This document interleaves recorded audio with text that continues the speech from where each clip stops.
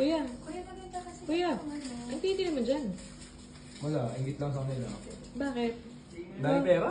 Ganun mo ngayon. Ah, ano yan? May bago na naman po tayong Negosyo mo? pinagdadasalan.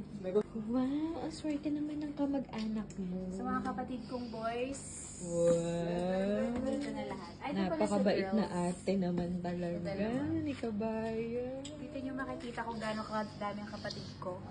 Yan yun din malalaman kung gaano. Ano yung sakot mo? No. Pambili kasi siya. Magkano ba yan? Utang lang to guys, utang. Hoy, alam nyo ba? Manga. Sale kasi sa Red Tag, ate. Sale kasi sa Red Tag. Kapag naka-purchase ka ng 200 reals, meron kang 40 reals na voucher. So, nagamit mo to? Bukas ko pa yan pwedeng gamitin. So, Any item, pwedeng bilhin. oo. Through online. No, pupunta ka dun sa kanila. Sa Saan Red yan? Tag. Get it? Diyan lang sa atin. Uy, bili na kayo sa Ano, Red dun Tag, sa guys.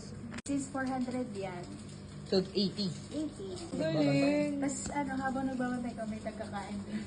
Hoy, para sa kapatid niya yan. Yun yun, di ba? Pinataste test. yan. Itong mga ito. May ipit na sa bayan. Huwag kang Kasi hingi, nag- ayaw mo. kasi nabuksan- Isang tinapadala Coming sa atin. soon. Kaming